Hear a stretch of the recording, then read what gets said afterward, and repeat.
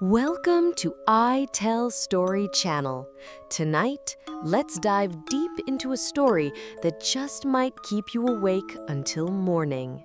The Gates of Araceli. My name is Elias Morau, a historian once privileged with access to the Vatican's secret archive. The weight of what I uncovered there has cost me my peace, my sleep, and perhaps my soul. The tale of Father Maximus Vasquez and the heretic Talia, which I transcribed from a 1502 document, was only the beginning. It ended with Vasquez trapped in a vision of hell, standing on an obsidian bridge before a black castle, his fate sealed by the artifact, a chalice that opened doors to realms no mortal should tread. I thought that was the story's end. I was wrong. Another document, hidden deeper in the archive, continues his descent.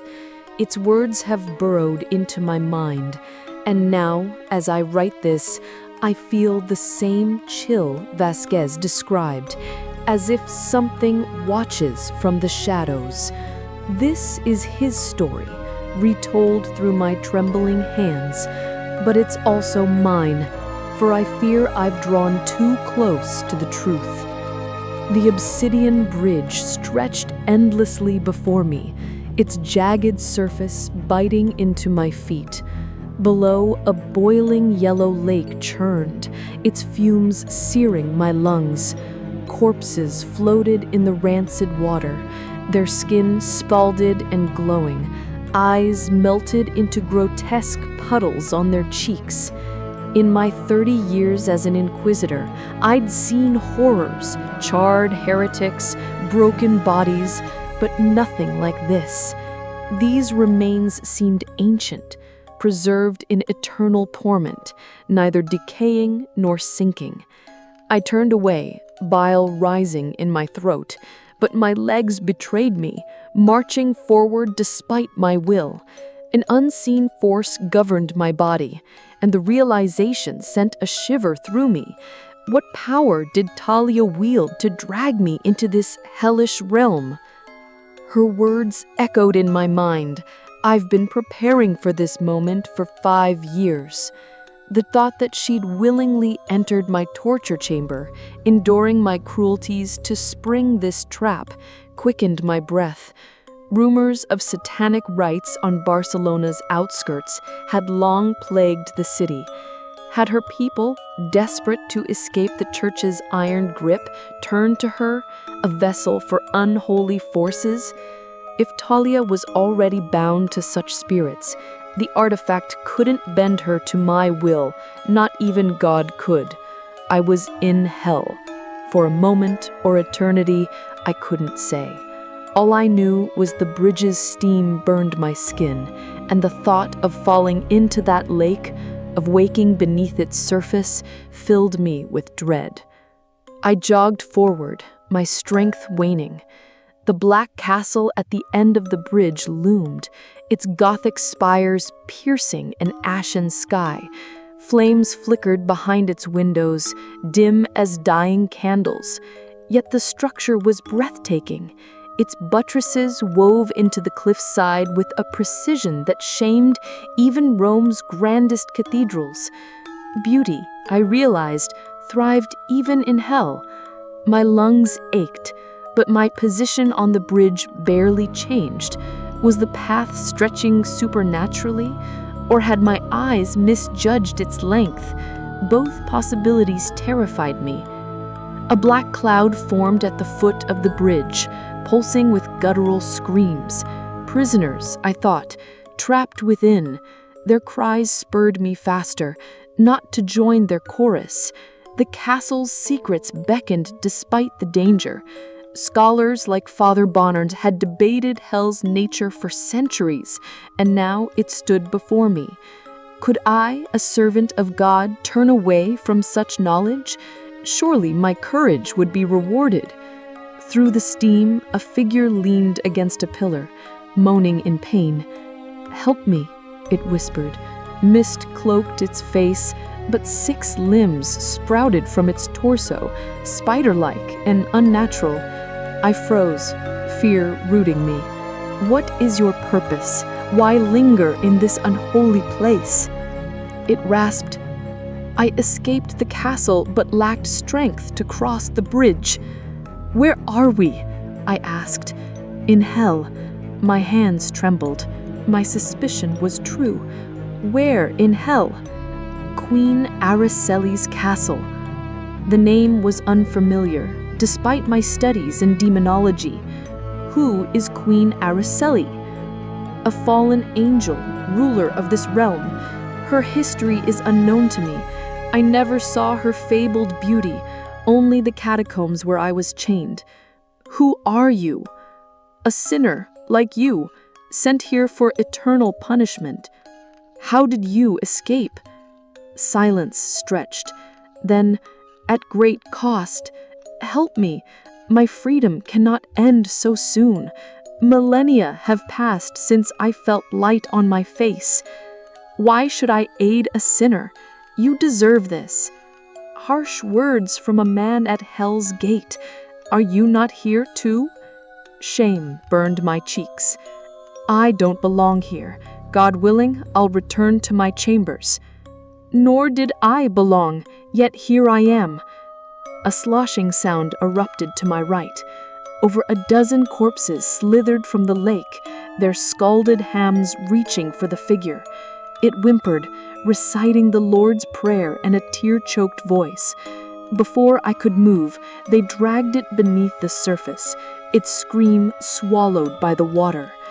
I crossed myself, heart pounding, and turned away. Would I have helped even if I'd had the chance? I'll never know. The bridge fell silent. The castle's gate, now open, yawned like a mouth. I clutched the cross at my neck and jogged forward, dread and curiosity warring within me. The air grew heavier, the fumes thicker, as I neared the threshold. Shadows writhed inside, and whispers, my name, spoken in 1,000 tongues, slithered through the dark. Maximus, they hissed, you called us. I stepped inside, and the gate slammed shut. The hall was vast, its ceiling lost in gloom. Torches burned with green flame, casting twisted shadows on walls carved with scenes of torment. A throne stood at the far end, empty but pulsing with presence. Talia's laughter echoed, sharp and childlike, from nowhere and everywhere. You thought the artifact was yours, she taunted. It was always mine. My cross grew hot, searing my palm. I dropped it, and it melted into the floor, hissing like water on coals. The whispers grew louder, forming words I couldn't understand but felt in my bones. Something moved in the shadows, a shape, tall and angular, with too many limbs. It didn't approach, but its gaze weighed on me, heavier than chains. A staircase spiraled downward, its steps slick with something I didn't dare to name. The whispers urged me forward, and my feet obeyed. The air grew colder, the walls narrowing until I could touch both sides. Screams rose from below, not human, but alive with pain. I wanted to turn back, but the shadows pressed closer, their touch like needles on my skin. The staircase ended in a chamber vast as a cathedral. Cages hung from the ceiling, filled with writhing shapes, some human, others not. A figure stood at the center, cloaked in darkness that seemed to drink the light. Its face was hidden, but its voice was Talia's, deep and resonant. "Welcome, Maximus," she said. "You've served your purpose." "What are you?" I choked out. "What you made me. The artifact doesn't show hell. It opens it. Every heretic you forced to drink from it widened the gate. I was the last, the one it chose." The cages rattled, their occupants shrieking. The figure stepped closer, and the darkness parted, revealing eyes like burning coals. Queen Araceli thanks you, it said. Her reign begins because of you. I screamed, stumbling backward, but the shadows caught me, their grip unbreakable. Visions flooded my mind, cities burning, skies splitting, the artifact glowing in Talia's hands. I saw myself, not as an inquisitor, but as a pawn, my tortures feeding a ritual I'd never understood. The chamber spun, and I fell, the floor dissolving beneath me. I awoke in my chamber, gasping, the chalice overturned beside me. Talia was gone, her chains empty. My hands shook as I wrote, ink blotting the page. The artifact was no tool of God. It was a key, and Talia had turned it. I sealed the chamber and fled, but the whispers followed, growing louder each night. I don't know if I'm still in hell or if hell came with me. I found Vasquez's second document a month ago, tucked inside a hollowed-out Bible in the archive. Its pages were brittle, stained with something dark. Since then, my dreams have worsened. The yellow lake, the castle, Talia's laughter, they're no longer confined to sleep. Last night I woke to find my window open, the air reeking of sulfur. My desk bore new scratches deeper than before, forming symbols I recognized from the artifact's description. I've tried to destroy the documents, but they won't burn. I've begged the Vatican to revoke my access, to bury these texts, but my requests go unanswered. I hear footsteps in my apartment now, even when I'm alone. The shadows move when I'm not looking, and my cross, my grandmother's, worn since childhood, went missing yesterday. I found it this morning, melted into a blackened lump on my nightstand. Talia's words haunt me. The artifact chooses. I fear it's chosen me, not as a victim, but as a vessel. The Vatican knows more than it admits. The artifact is still out there, hidden in their vaults, or worse, in use.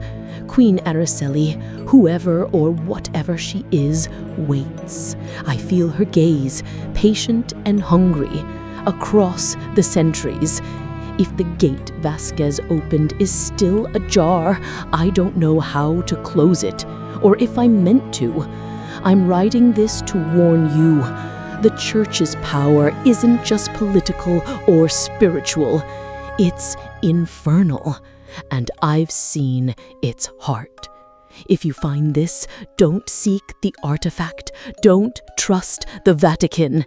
And if you hear laughter in the dark, run. I don't know how much time I have left, but the shadows are closing in, and they know my name.